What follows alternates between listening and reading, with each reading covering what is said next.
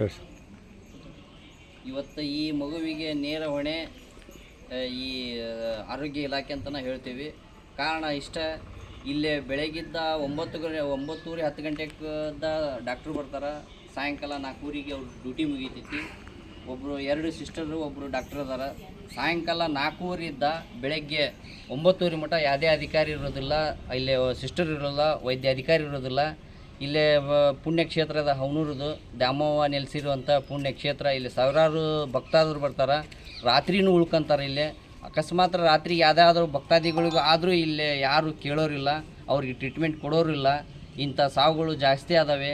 ಈಗೇನು ಸಾವು ಸಂಭವಿಸೋದು, ಮಗುವಿನ ಸಾವು ಸಂಭವಿಸಿದೆ, ಅದೇ ಮನೆಯಲ್ಲೇ ಹಿಂದೂ ಒಂದು ಇದೇ ರೀತಿನ ಡಾಕ್ಟರ್ ಟೈಮಿನಾಗ ಒಂದು ಸಾವು ಸಂಭವಿಸಿದೆ. ಅವ್ರು 2 ಮಕ್ಕಳು ಕಳ್ಕೊಂಡಾರ.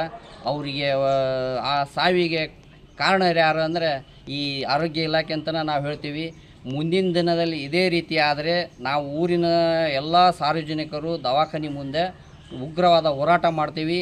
ಇದಕ್ಕೆ ಮುಂದಿನ ದಿನದಲ್ಲಿ ನಮ್ಮ ಶಾಸಕರಾಗಲಿ, DHO ಜಿಲ್ಲಾಧಿಕಾರಿಗಳಾಗಲಿ ಎಲ್ಲರೂ ಈ ನಮ್ಮ ಈ ಆಸ್ಪತ್ರೆ ಬಗ್ಗೆ ಈ ಕಡೆ ಲಕ್ಷ್ಯ ಮಾಡಬೇಕು. ಇಲ್ಲಿ ಲಕ್ಷಾಂತರ ಬರೋಂಥ ಭಕ್ತಾದಿಗಳಿಗೆ ಒಂದು ದ್ಯಾಮವ್ವ ನೆಲೆಸಿದ್ದಂಥ ಒಂದು ಕ್ಷೇತ್ರದಾಗ ಒಂದು ಆರೋಗ್ಯ ತಪಾಸಣೆ ಮಾಡೋರು ಯಾರು ಇಲ್ಲದ ಕಾರಣದಿಂದ ಇಂಥ ಸಂಭವಿಸ್ತವು ಸಾವು ಅಂಥೇಳಿ ನಾವು ಹೇಳಕ್ಕೆ ಇಚ್ಛಪಡ್ತೀವಿ.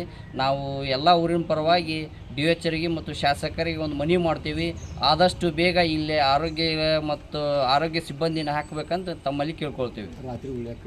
ರಾತ್ರಿಗೆ ಇಲ್ಲಿ ಯಾವುದೇ ಕಾರಣ ಸಿಬ್ಬಂದಿ ಇರೋದಿಲ್ಲ. ಬೆಳಗ್ಗಿನ ಸಾಯಂಕಾಲ